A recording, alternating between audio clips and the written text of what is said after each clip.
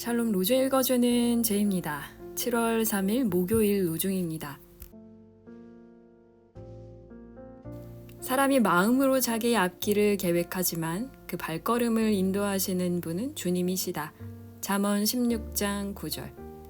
말이든 행동이든 무엇을 하든지 모든 것을 주 예수의 이름으로 하고 그분에게서 힘을 얻어서 하나님 아버지께 감사를 드리십시오. 골로새서 3장 17절.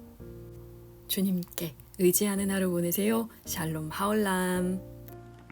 샬롬, 좋은 아침입니다. 오늘도 말씀과 기도로 하루를 여는 우리 서로님들을 축복합니다.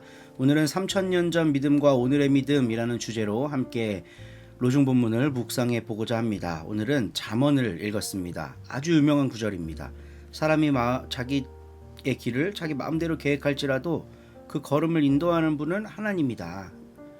이거 교회에서 상당히 많이 이용되는 구절이죠.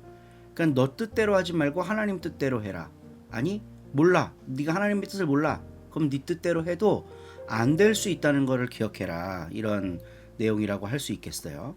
잠언은 고대의 명언 모음집입니다. 저는 우리 서로님들과 함께 성경을 맥락에서 읽어야 된다는 걸 굉장히 오랫동안 강조해 왔어요. 특히 복음서나 신약 성경들은 그 맥락을 놓치고 한 구절에 빠져 있으면 오독하기 십상입니다. 거의 오독한다고 봐도 과언이 아니에요. 이 기록자는 왜 이걸 썼을까? 전후 맥락을 살피면서 그걸 추적해 나가는 게 성경 읽기의 바른 방법이라고 이야기했습니다. 근데 잠언만큼은 좀 예외입니다. 잠언은 특정 시대의 역사적 맥락으로 작성된 글이 아닙니다. 물론 최종 편집자의 역사적 정황은 있었겠죠. 근데 잠언이라고 하는 구절은 고대에 떠돌던 수많은 명언들을 모아서 만든 거기 때문에 그 각 명언의 출처가 어디인지 파악하는 것 자체가 불가능합니다. 전부 파악하는 것 자체가, 물론 일부는 파악할 수 있겠죠. 그렇기 때문에 역사 맥락을 찾아서 읽어보려고 하면 너무 지쳐요. 물론 불가능한 건 아니겠지만 우리가 그렇게까지 이거를 할 수 있는 그런 상황은 아닐 수 있잖아요. 다들 바쁜데 성경 연구자들이야 할 수 있겠지만, 그래서 잠언은요 한 절 한 절 묵상해도 괜찮습니다. 물론 각 구절의 배경을 찾아보려고 애쓰는 거, 이건 귀한 일이죠. 근데 한 가지 할 수 있는 거는 있습니다. 편집자가 왜 이거를 이 위치에 놓았느냐, 이거는 생각해 볼 수가 있겠죠. 오늘 로중 본문은 사람이 계획해도 이를 이끌어 가시는 분은 하나님이시라고 말해요.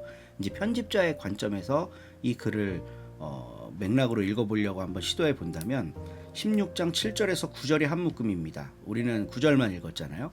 근데 각각 읽어보면 다 다른 얘기를 하는 것 같아요.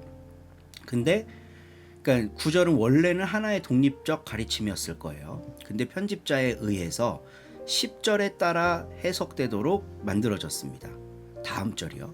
이 다음 절은 왕이 내리는 판결은 하나님의 판결이니 판결할 때 그릇된 판결을 내리지 않는다. 이렇게 이제 기록하고 있거든요. 그러니까 9절하고 10절은 원래 각각의 본문이었을 거지만, 각각의 출처를 갖고 있었겠지만, 편집자가 이거를 하나로 묶는 과정에서 9절 따로 10절 따로가 아니라 9절을 10절에 따라서 해석하도록 이제 편집을 한 거예요. 그러니까 10절 말씀은 왕은 하나님의 통치의 권한을 위임받은 자이기 때문에 그의 판결이 옳다는 걸 받아들여야 된다는 구절이거든요. 그러니까 그래야 구절이 이해가 되는 거예요. 아, 판결이라고 하는 것에 있어서 내 뜻이 이거였어도 왕이 저렇게 판단하면 따라야 되는 거구나, 그 존중해줘야 되는 거구나, 그걸 이제 이렇게 연결시켜서 이해할 수가 있는 겁니다. 그러니까 사람이 마음으로 자기의 길을 계획할지라도 그 걸음을 인도하시는 분은 하나님이다. 이 구절만 갖고도 묵상해도 되지만 10절에 따라 이해하려고 하면 좀 더 편집자의 의도를 정확하게 이해하는 거다. 그러니까 지금도 수많은 재판들이 언론에 나오지만 과거에도 왕이 하는 굉장히 중요한 기능 중에 하나가 판단이거든요. 두 사람의 이해가 상충되는 존재가 와서 누가 옳으냐고 왕한테 물어봅니다. 두 사람이 왔다는 건 둘의 의견이 다르다는 거죠. 뭐가 옳은 걸까? 각자 자기가 옳다고 주장해요. 근데 최종 결정은 왕이 내리는 거죠. 그러면 굴복숭복할 수밖에 없잖아요. 그러니까 고대 세계에서는 왕이 모든 통치를 그 하나님의 통치를 대리했고 국가의 모든 일을 좌우했습니다. 이해가 상충되는 두 집단의 판결을 왕이 결국 내려줬어야 되는 거예요. 그러니까 이런 상황이 전제가 돼야 이 본문이 타당한 거죠. 근데 오늘날은 어떠냐? 오늘날은 그런 세상이 아니에요. 그리스도인이 모든 사람이 왕의 자녀, 그러니까 하나님의 자녀라는 인식을 갖고 있습니다.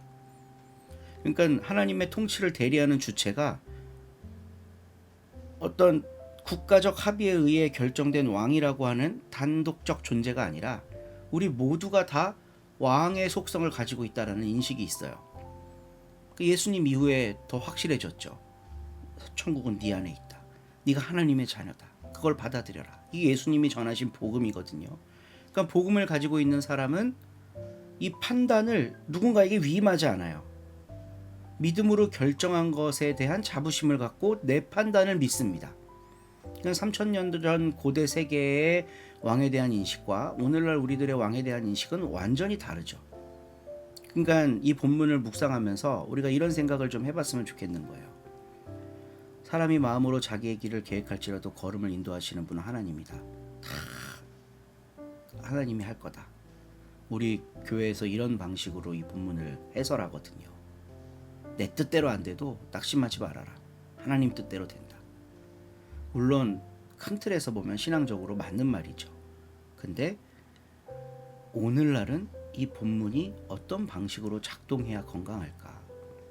우리가 하나님의 통치를 대리한다는 왕의 자세로 이 본문을 볼 때 훨씬 더 유익합니다.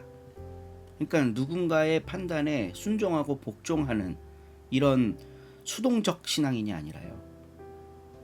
바로 이 본문이 말하는 판단해야 되는 주체인 왕이 나다 라는 생각으로 읽을 때 우리는 더 신중하게 판단할 수 있고 더 기도해야 하고 더 하나님의 통치를 내가 대리한다는 부담감을 갖고 살 수가 있겠죠.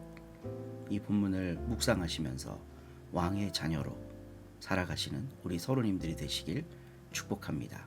오늘도 좋은 하루 되세요.